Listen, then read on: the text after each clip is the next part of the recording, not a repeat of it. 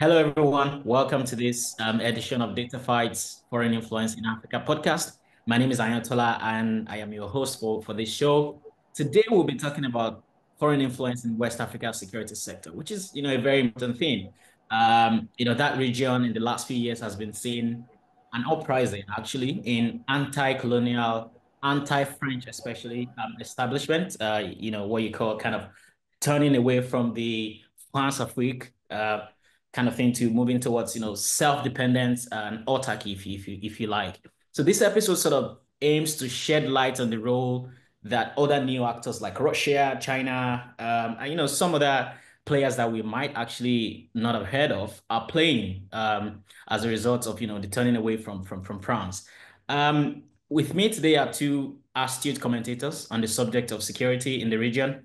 First, I have with me Confidence Makhari, who is senior geopolitical analyst at SBM Intelligence.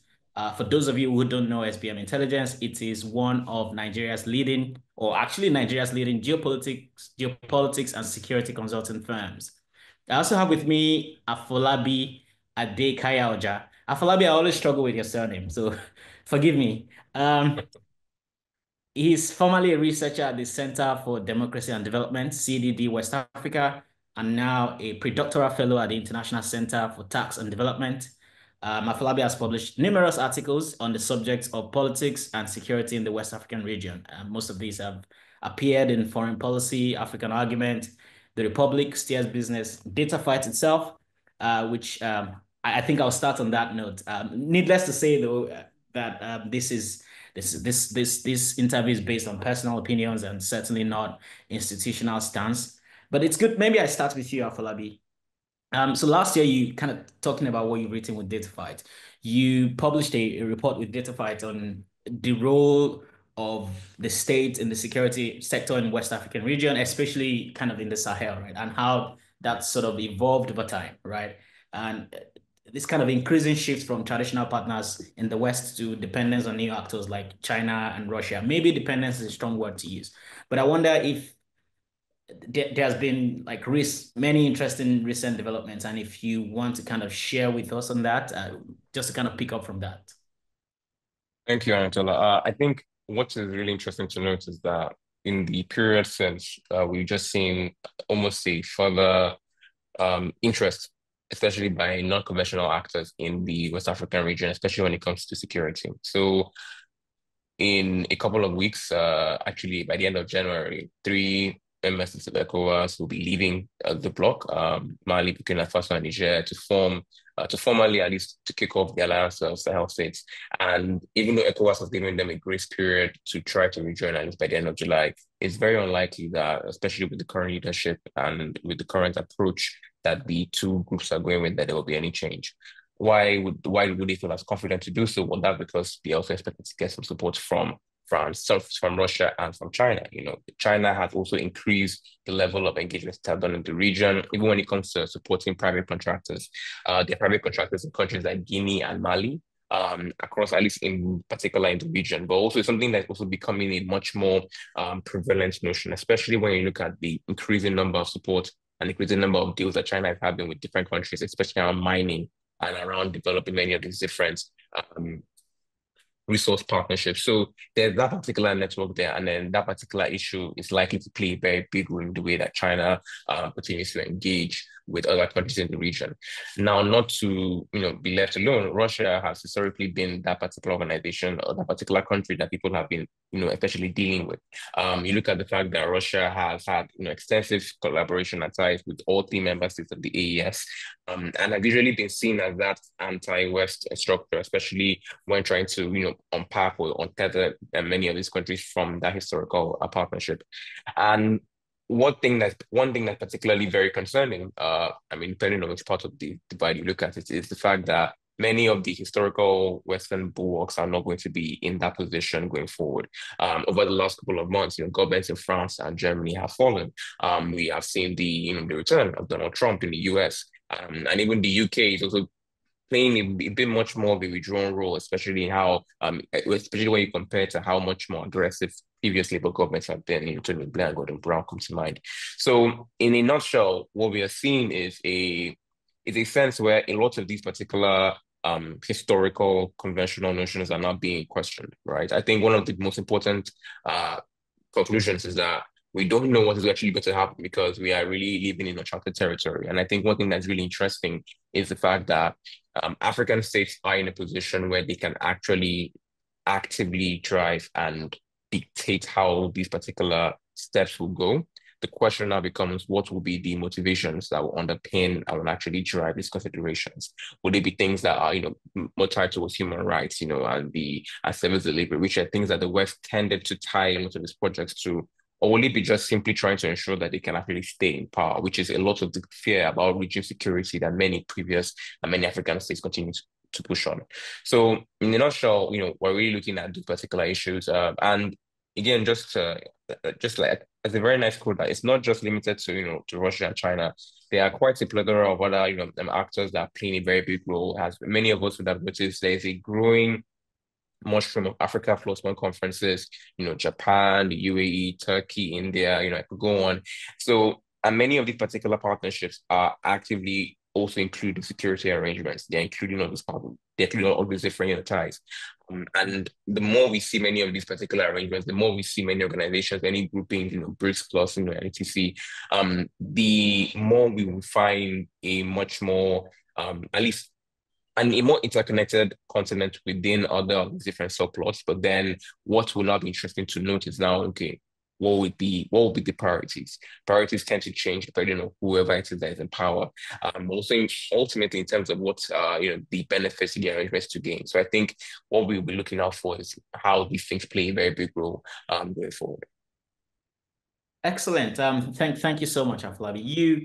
You touched on something I wanted us to kind of take a bit of time to digest. And which is the idea of kind of a move away from the status quo, right? So Western establishment. But you did also say that I mean in the past, for example, security arrangements with the US or the UK or the EU as a bloc would often involve certain guardrails, for example, human rights conditions that must be adhered to, right?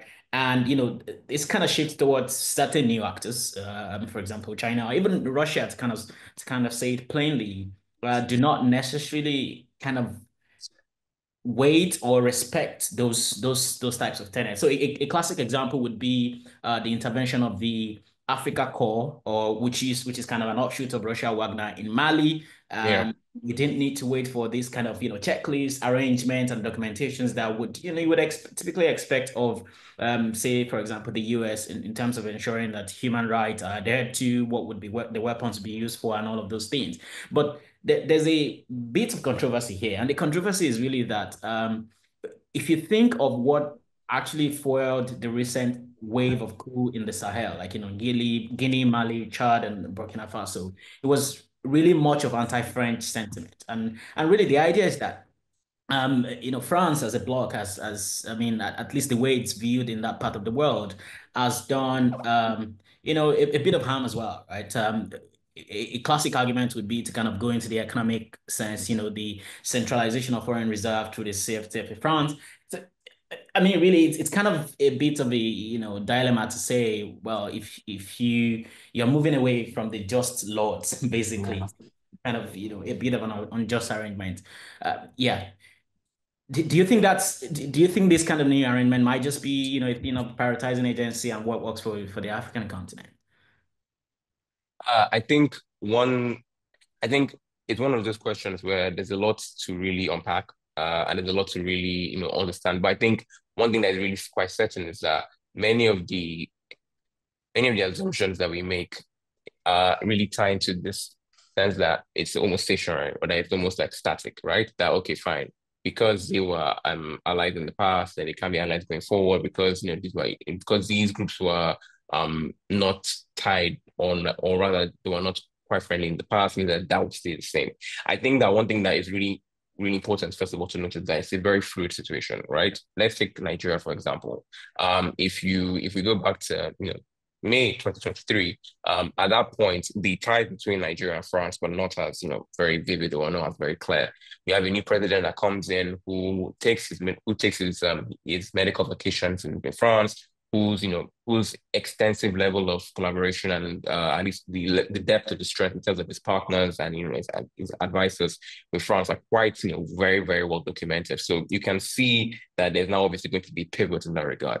And other leaders actually did notice, one of the issues, one of the points that was cited when the AES states actually withdrew from ECOWAS and were really outlining the litany of issues that ECOWAS had been dealing with was the fact that there was an appeared, perception that ECOWAS had pivoted into the hands of, of Western powers to become a new colonial tool.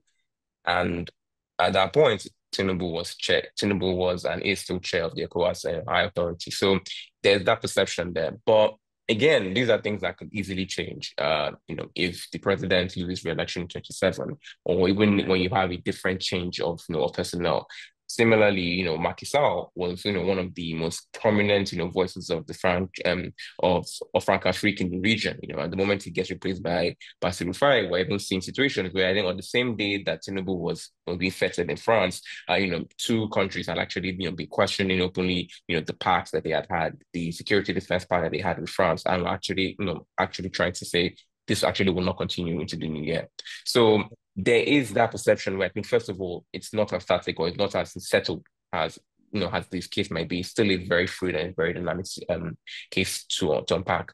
I think the second thing is now that we're now looking at a generational transition, so to speak. You touched on a very, very strong point, which is the fact that historically those bonds, especially between former colonial powers, and former colonies, was still really prevalent in the sense that okay, we are used to this particular sense of of this collaboration of this relationship.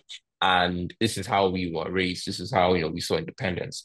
But then more so now we are seeing a new generation of leaders, of prominent voices, of prominent activists across the region, across the continent, who don't really care for that particular relationship and are actively questioning and asking, how to engage and how to really interrogate and provoke that even further. So Yeah. when you look at the voices, either in the intellectual space or even just on social media, like TikTok and different apps, these are really things that are actually driving a sense of how these particular notions are being challenged. And when you look at the leadership in in the three AES countries, and even the IBA to a degree, they're all on the young side, especially when you look at when you compare them to some of the more older, leaders across the region. So what we are seeing is that generational handoff that's actually saying, okay, fine, these previous relationships are they to our benefit? How can we actually correct that? How can we change that? I think the third point to note now is, having gone through the fact that it's so dynamic, the fact that we're having generational change is now really that how do these 2 points intersect going forward, at least in the immediate short term and then in the long term?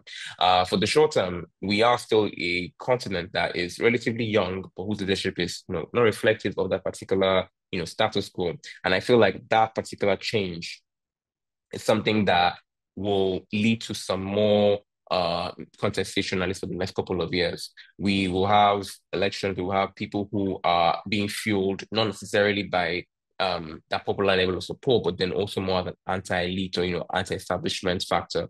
And the question now becomes, how do we reach a situation where there's a much more settled at least consensus across the country? There's also the question of the privilege of information and of access to knowledge. The fact that many of these particular arguments are being pushed on social media, in languages that people might not be necessarily as familiar with, and in ways that people are actively trying to engage with, especially with a much more educated, younger generation. Now, that's a subset of the population. When you look at the wider question now, who is communicating with them, who is actually trying to spread this particular message, and how are they actually interacting with it? So, so I think just to try to put a bow on it, there's no consensus, right? There's no clear mandate, there's no clear message, there's no clear voice. And there's no sense that, okay, this argument has won out. It's still an ongoing debate, it's still an ongoing discussion. And I think that it's something that we will likely be, seeing some vacillation, back and forth. A new president or a new leader might come from a prominent Western country that might speak to they might speak in a way that many Africans want to listen to and might want to interact with. Of years.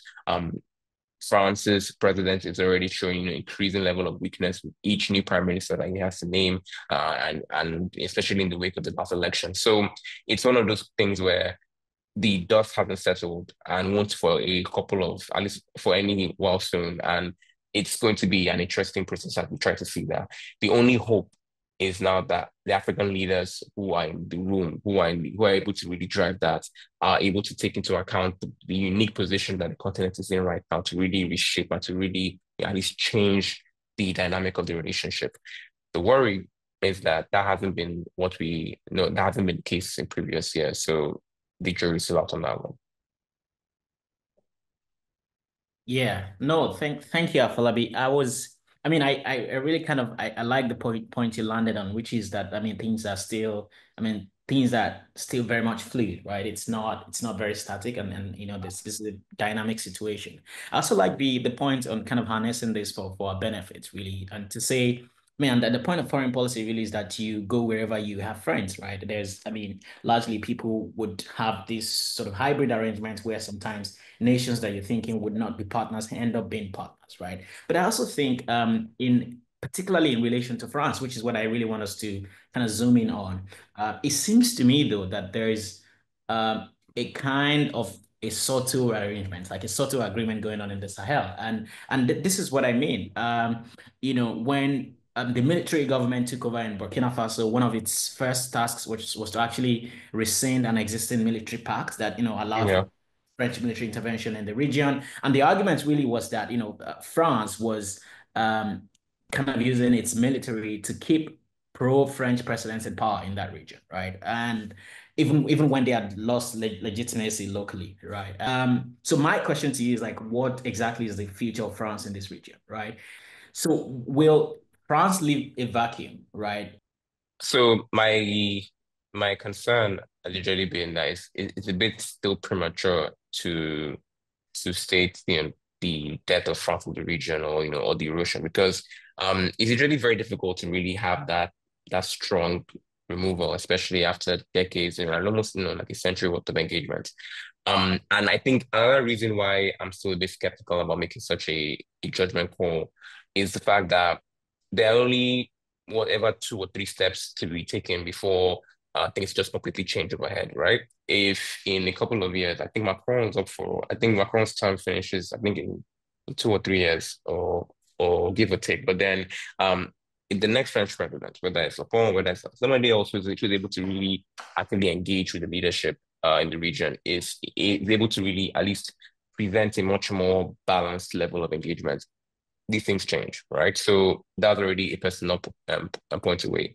If we are, privy, or if we are able to, or if we see a similar situation that really tries to challenge the way that economies play, especially with regards to trade. So almost a similar issue, or one on the same scale as COVID, for example, right? Then there's going to be a reevaluation of priorities to say, okay, fine, who can we partner with that can really give us that immediate level of support and injection right away? And again, if within the region there is a clear, pivot in terms of the collective approach, to how things are, especially with regards to leadership by more established senior people on the continent, and it's within the bloc, then that will also lead to a different approach. So I think that it's still something that is still being debated and still very up in the air. Has France been weakened? Mm. Absolutely, right? Is there a gap? Absolutely. Is there space for any other country to swoop in? The countries are already swooping in, right? There are many of these different partnerships and arrangements that you see with China, with Russia, with the UAE, with Germany, with EU, with Turkey, with Japan, with India. And those are just, top of my head right now. So there's really that space that has really been, at least opened up. One one counterfactual, if you will, is the fact that we focus mostly on France because France has historically been, the biggest foreign player in the region. But then we can also look at the UK, right? Mhm. Especially over the last couple of years, the UK's focus or engagement with the continent hasn't been as, almost laser focused as it was on that previous Labour government.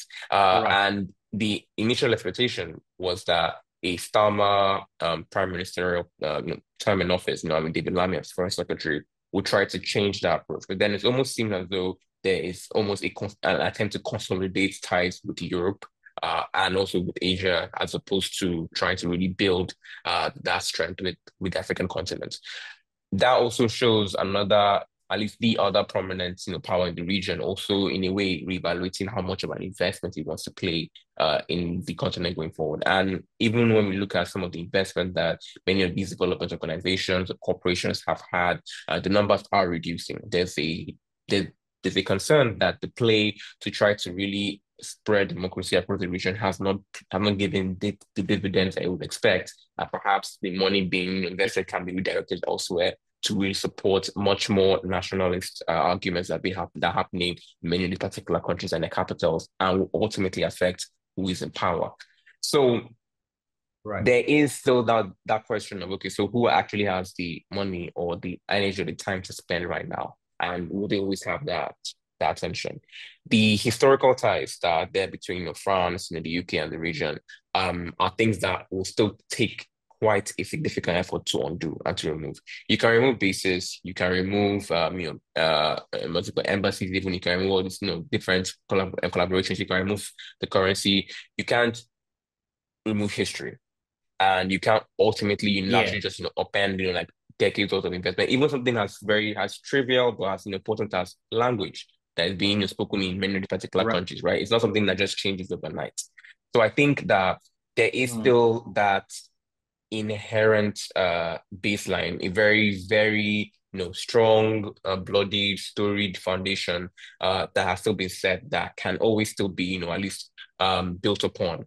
But the here and now, yes, there is a challenge in terms of where that space can be. And France is definitely in a very, very weak and vulnerable position right now in the region.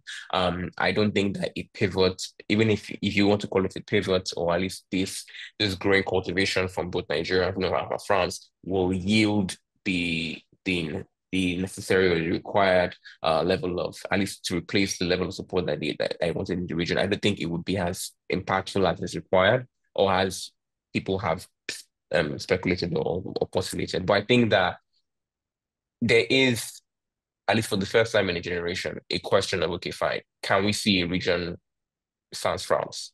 And the answer is yes. It is Yeah. still, it is visible, it's possible. We are living through history right Yeah. now. The question is, I don't think France can still, or rather, the point I would make or stress is, I don't think France can necessarily be discounted out immediately. But then there is still a very clear pathway that shows how, how a region that is much more independent of these historical ties can be, can function, can grow, and hopefully can take advantage of the fact that there are many more power that they can liaise with, but also being mindful of how, of jumping from one particular relationship to another that might still not have a balanced or a fair, equitable relationship. So it's still up in the air. It's still very, fluid. It's still very dynamic, and things are still settling. And it is too soon to discount any of the powers that's have been had before. Yeah, I don't know about the. Let me give you a minute. You There's a bit of a construction going on in around my office. So, okay. Okay. I think it's fine. I think this way I think is good. all right. Yeah.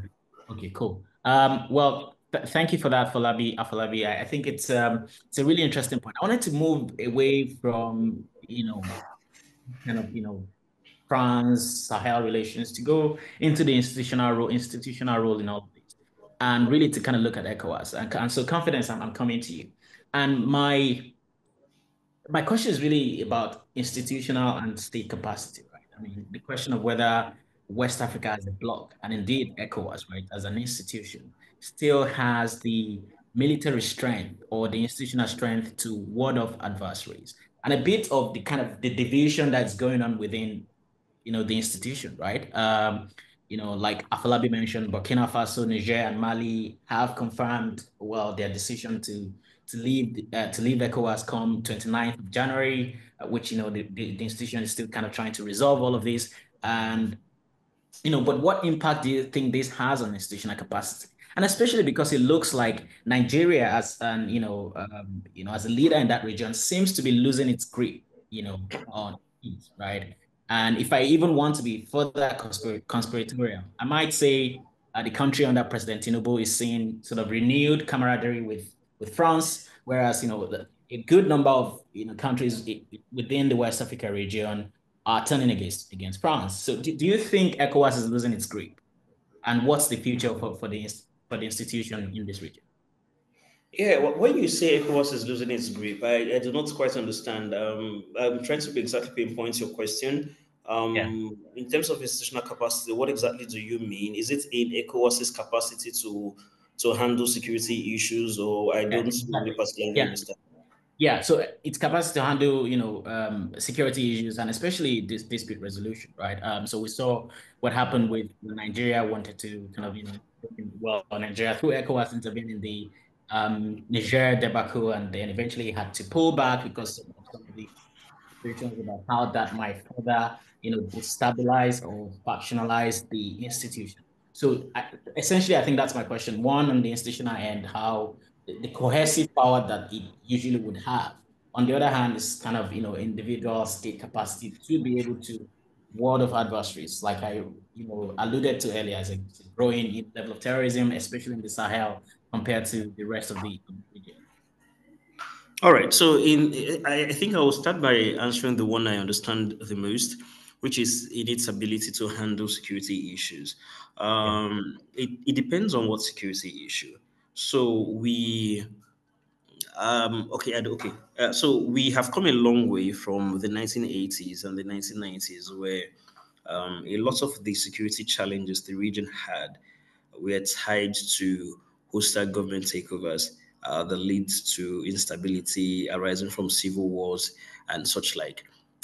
So as of then, the region rallied together and created what was known as the ECOWAS monitoring group, to restore democracy in places like Liberia and Sierra Leone.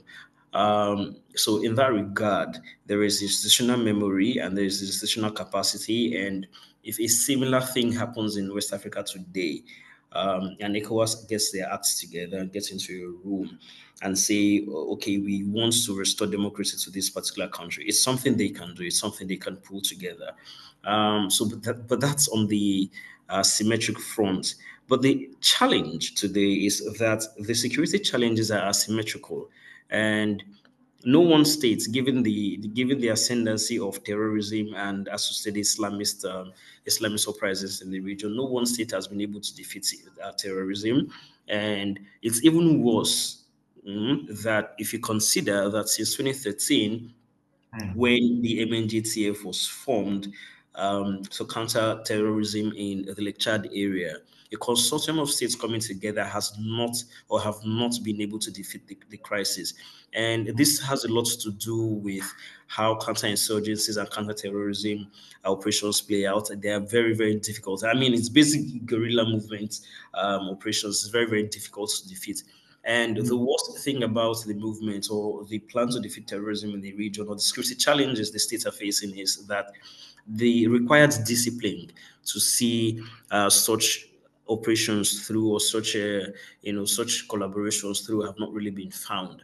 And Mm. what's even worse from my own standpoint, I have something happened some few weeks ago where Reuters reported that Islamists in Burkina Faso are using Ghana as a transit hub, and the Ghanaian officials and authorities are aware, but they are refusing Mm. to do anything with, based on the fact that there is a non-aggression treaty that is either being signed or sort of understood by both parties that you do not attack Ghana, we're not going to touch you.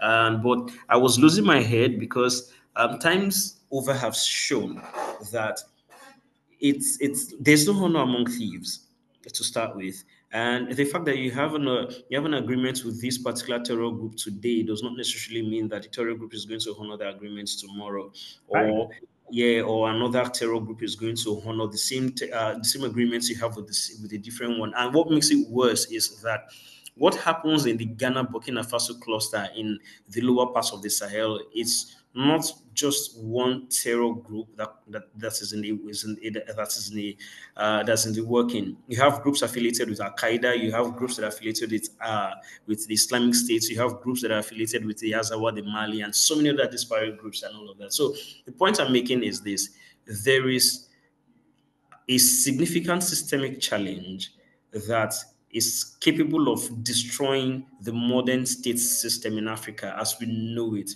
It has Mm. destroyed the state system in Mali. It has destroyed it in Burkina Faso. It is looking to destroy what is left of the Rom states in the Western Sahara because of the growth of ISIS cells around there. And these states are Yeah. not taking it seriously. So, to answer your question directly, is can ECOWAS muster a the security response? Can it defeat its security challenges? From my own standpoint, I don't think it can. I don't think it Wow. can. It hasn't gotten its acts together, and institutionally there is not. I mean, to add substance to my projection, I will tell you one thing. Now, when it talks about invading Niger faltered, the region came together in one of these ECOWAS extraordinary meetings and resolved to set up a 5,000 man strong military contingent to combat terrorism in the Sahel. Number one, what was wrong with that proposal is that 5,000 is not enough. At its peak, the French had over 5,000 men spanning a territory as huge as Western Europe, and it didn't work. Technologically, the French are superior to the West Africans in terms of what they could muster, and the French could even go it alone. That they had to create Operation Takuba in 2018 to bring their European partners, and it still did not work because there are so many structural issues, things ranging from border security to weak state capacity, as well as things like absence of governance in many ungoverned spaces that these people have not really talked about. And the mere fact that they keep resorting to kinetic issues like using military forces to go after these guys simply tells you that, in the first place, they don't understand the gravity of the situation and they actually have the capacity to defeat it. And to answer your second question as to institutional capacity to come together and to present a common front, it is something that I would like to hold out a little hope on, because these things happen in organizations fracture, and but the I think why we're losing our heads over this is because this is the first time it's happening to ECOWAS at this scale since the 1975 when it was founded. And I think the only country that has left the region was in Mauritania when in 2000 when it decided to join the Arab League. And it hasn't really had as much problem as it has had now.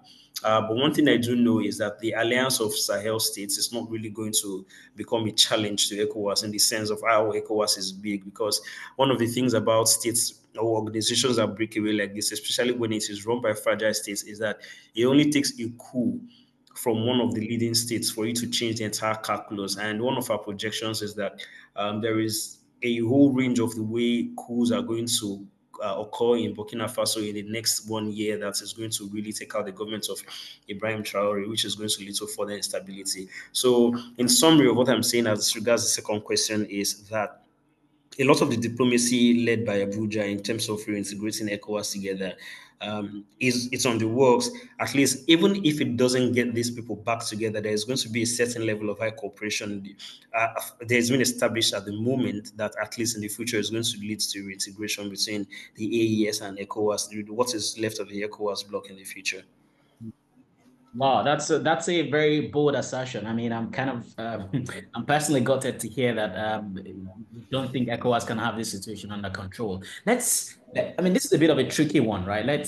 I'm kind of interested in the idea of economic security and ECOWAS Yeah. in that region, right? So over Mm. time, the institution has sort of shifted its focus from the primary goal of, economic integration to, of peace and security, dispute resolution within the region. And for the last 1 or 2 decades, it's struggled to assert just one thing. That's the proposal to have a unified currency within the region, the eco currency, whatever it's called.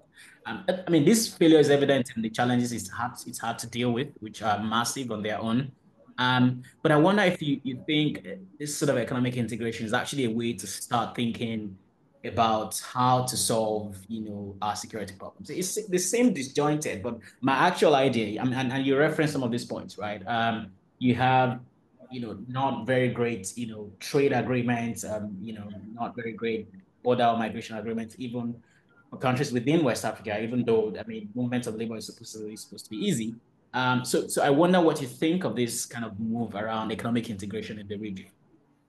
All right. So the first thing we have to understand is, I think I wrote a manuscript early this year that wasn't published, and I think the central theme of the piece I wanted out there is what exactly is ECOWAS? Mm. Mm. And Yeah. I'm asking this question because the region seems to have lost its identity. Mm. Mm. And not just the region, we are talking about the organization itself. It has lost its identity. It's called the Economic Community of West African States. So, its founders in 1975 envisioned an economic union of the states in the Western area. But then it hasn't really achieved that economic integration that it was supposed to. Yes, it has managed to achieve a few tangible things like free movements for up to 90 days of its citizens, free movements of goods and services. But then there are so many people that will ask you, but are the movements of goods and services, have they really been free? So such like. But the question now becomes the thing I really want to understand, or what ECOWAS needs to start asking themselves is, what kind of organization is ECOWAS? Is it an economic organization, or is it a political organization, or is it economic and a political organization? Is it trying to be like the European Union and and the Association of Southeast Asian States, or it just wants to be a political union like the United Nations or something? So that identity crisis is it's staggering, especially if you look at the organization's trajectory. I was saying earlier that it started in name at the very least as an economic organization in 1975. Then within 10, 15 years, it found itself becoming embroiled politically in the region's fortunes. And then it started from intervening in civil wars and then tried to stop civil wars and then tried to stem refugee situation. And then back to 2013 when the attempted to carry out, should I say, an attempt to roll back the insurgency gains in northern Mali. So, in summary, what we've seen is that the organization has morphed from its purported economic union status to more of a political organization, and it is Right. struggling. It is struggling, to get back to its footing. One of the Yeah. ways to get back to its footing, according to what it envisions, is the use of the ECO, which is the primary economic exchange rate in the region, which of course, it doesn't take a genius to tell you that it's impossible for several reasons. That structural differences that exist at the heart of having a monetary union. As states in the first place, are the states willing to give up the associated cost of are they willing to take on the main associated cost of losing monetary autonomy? So many other things. Because one of the things you want to do if you're having a common monetary union is that you have to have, as in, if you're looking at it, there's the optimum currency area theory, that's been going on since the 1960s. So, what this theory says is that two economies have an interest in sharing the same monetary policy, which is either a peg or a common currency, Yeah. if and only if the shocks they face are symmetrical. You Yeah. understand? So we don't have the same issue. We don't have symmetrical shocks in the region. So it's practically impossible. Now, if the shocks are symmetrical, the loss of exchange rates as an adjustment tool is less severe. If Yeah. alternative mechanisms are available, such things like price and wage flexibility, labor mobility, fiscal transfers, all of these things I'm mentioning to you as a West African, I don't know if it sounds a little bit alien to you, because these things are something like what you could find in the EU and not definitely in a place like West Africa. But these are the basics. So the basics have not really been met. Inflation, yes, you could say in the region, and on average for the past 2 3 years, inflation has been down.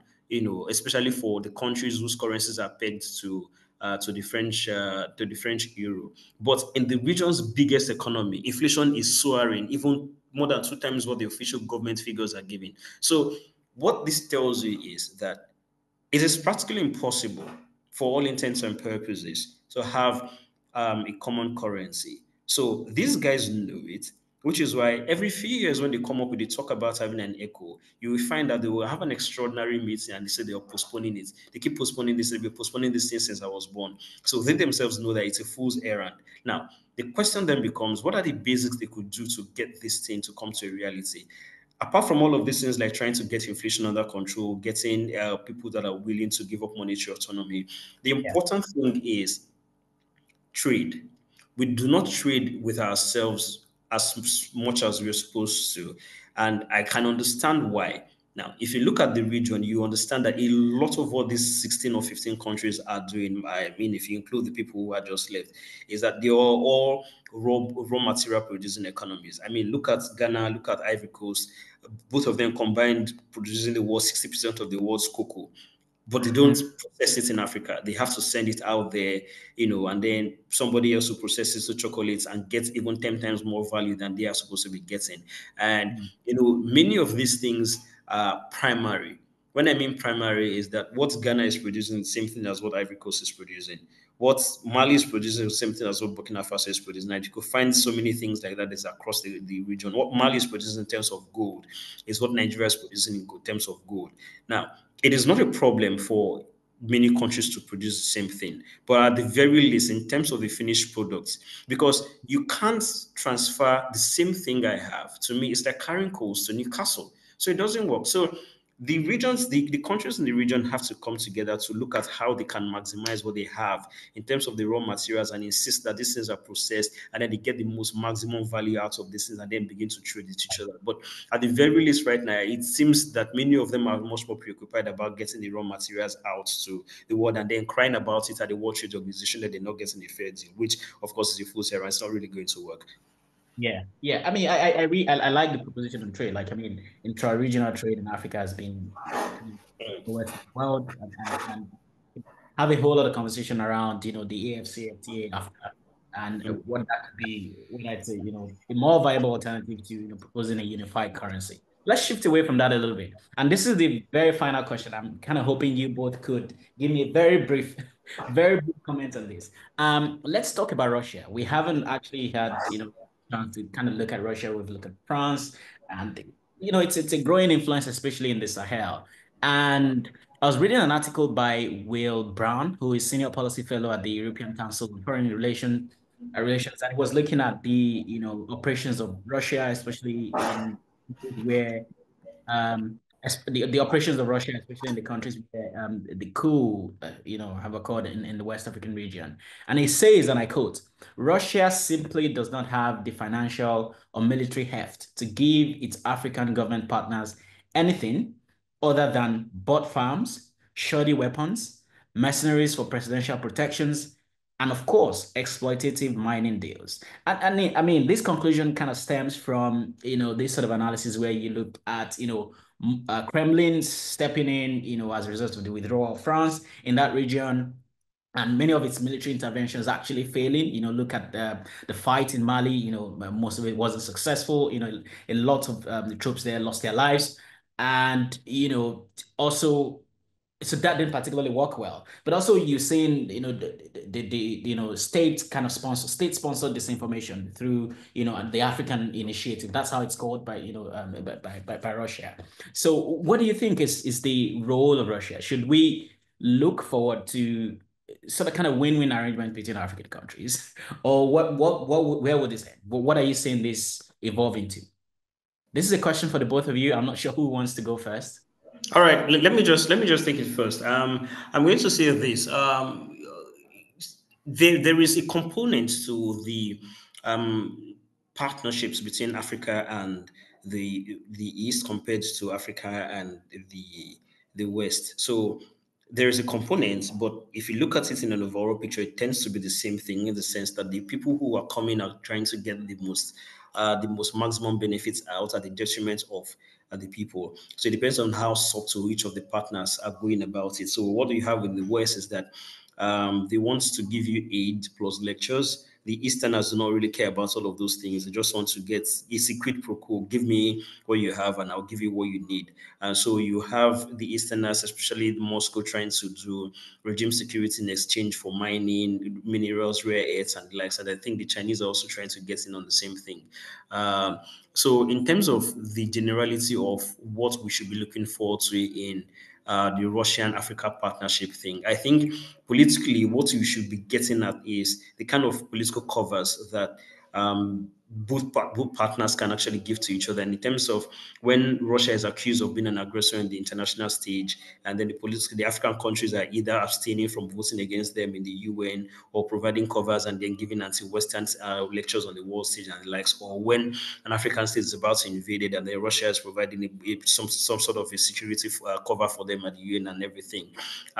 One reason I'm quite skeptical about Russian involvement on the continent is that, in the first place, I've not really seen it as a net positive for the average person on the continent. If you look at the places where Russia operates, especially in terms of its security footprints, and the first thing that will hit you is that the security challenges in those countries has not really improved.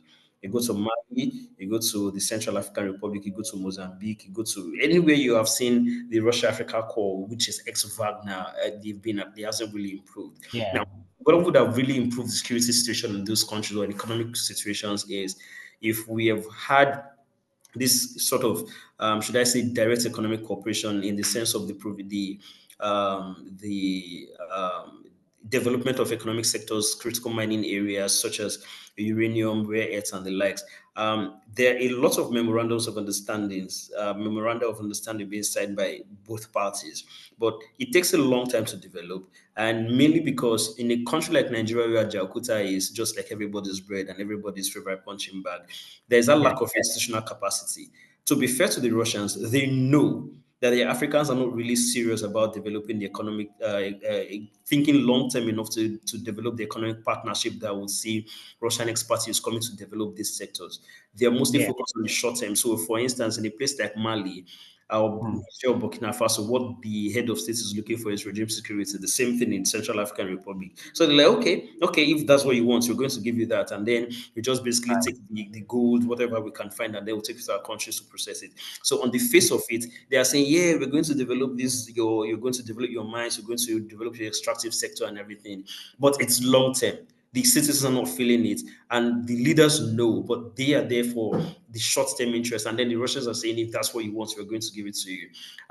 The one thing I would say is that we're being too focused on the Russians because they're big and they're everywhere, and then they are loud, especially on social media because of their troll farms and the likes.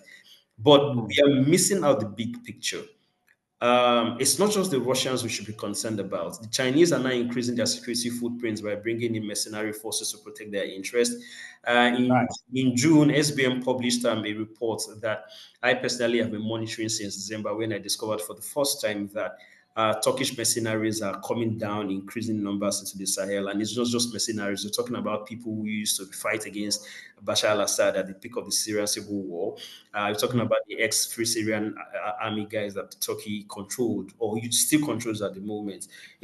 Some of them, they barely them guns and then come and they just get killed for fun. I think there was a recent incident here along the border between Togo and one other country, I think Togo and Benin, where a couple of them were killed. So Mm. Turkey is an active player. The UAE is also an active player.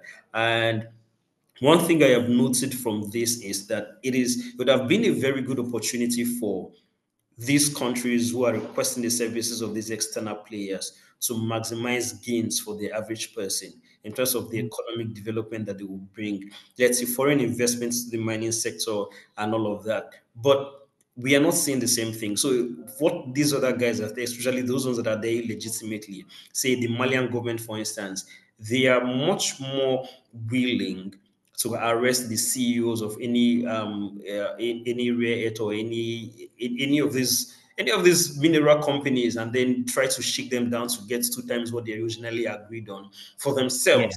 rather than develop the sector. And this is not how to grow. This is not how to grow a country, and this is not how to curry legitimacy. So on the face of it, on social media, it looks good. Say, oh, this African guy, this African head of state is shaking down an Australian big guy. It gets you clicks, gets you likes and everything. But at the end of Yeah. the day, what comes out of it? That's the Yeah. question we should be asking ourselves. Interesting. No, no, thank you, confidence. I think that's a very good way to put it. At the end of these partnerships, let's come to you, Afolabi. What do you think of this, growing Russian influence? Sorry, just before answering that, because like I really, really did enjoy what Confidence said, especially around ECOWAS, right? Like one of the issues that I've had with ECOWAS historically has always been that like many African blocs, it started off as a focus for Pan-African ideas and that visual, but then very, very quickly became a trade union for African dictators and heads of states. So the worry has always been that, well, who is ECOWAS for?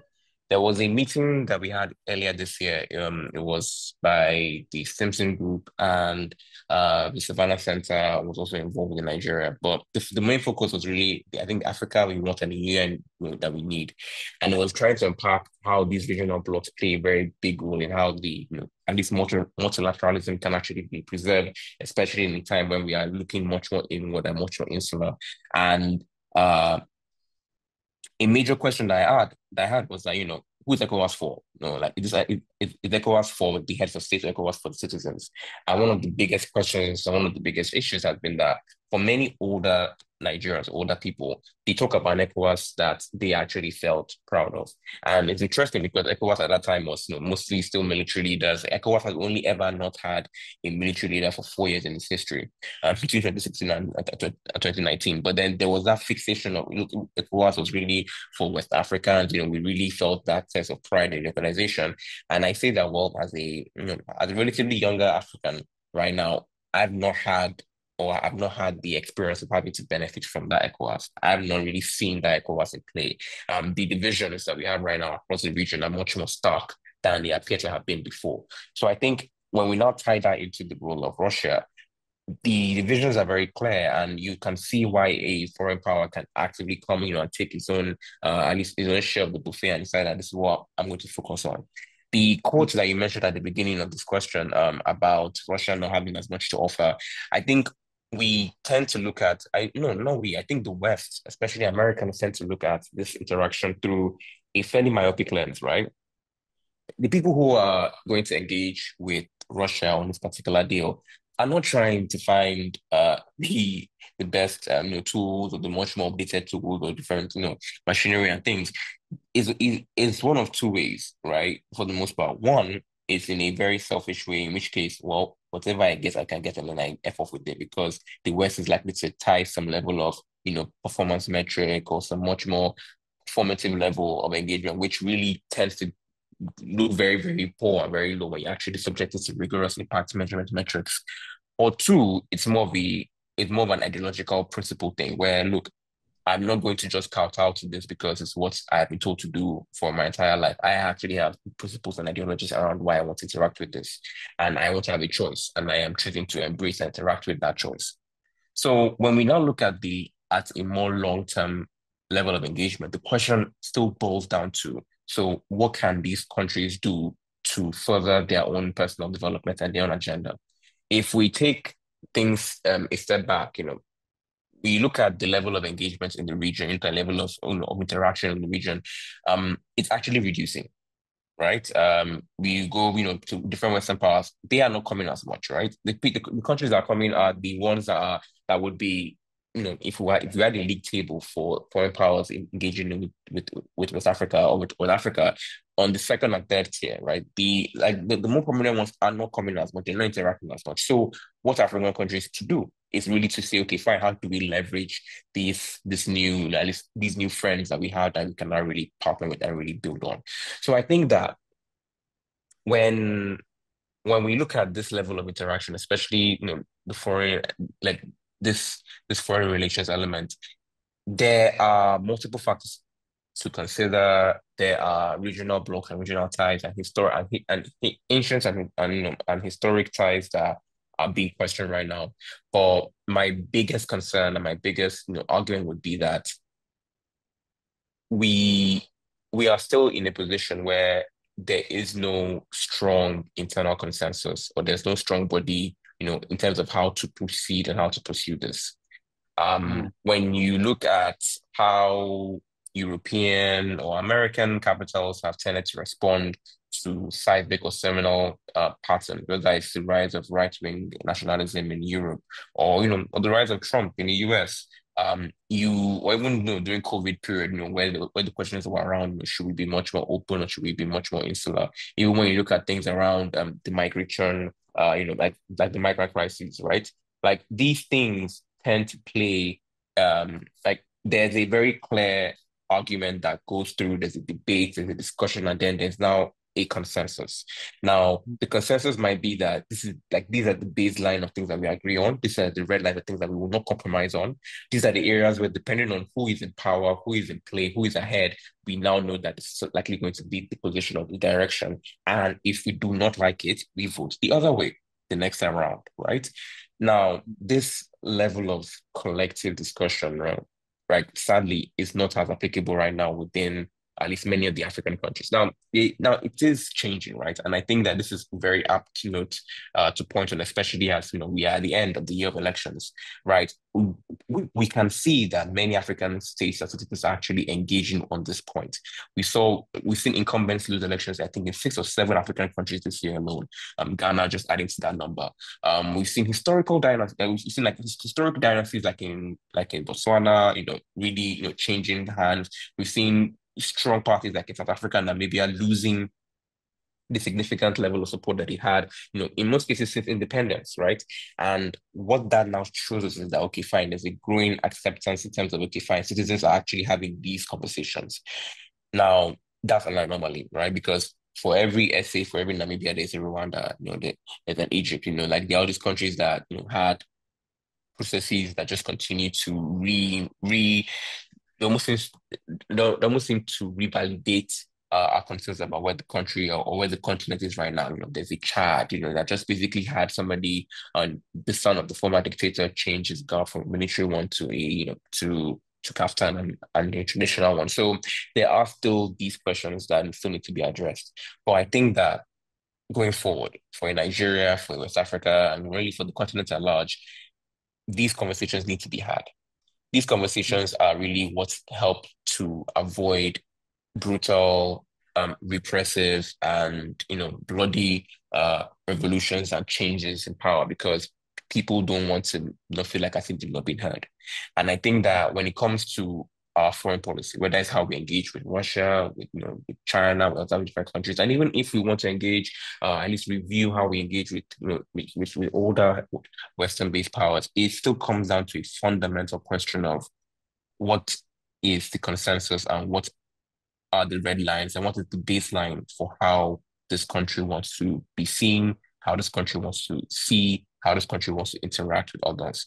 And the fact that we are not having those conversations, we are here right now, and the hope is that many people will, actually engage with the podcast and actually at least take their own opinion and their own stake from there. But if there is no national, if there is no wider regional conversation, we are only going to kick this can down the road. And inadvertently, sadly, when that time of reckoning comes, it might not be as peaceful, or it might not be as, as simple as we hope it is.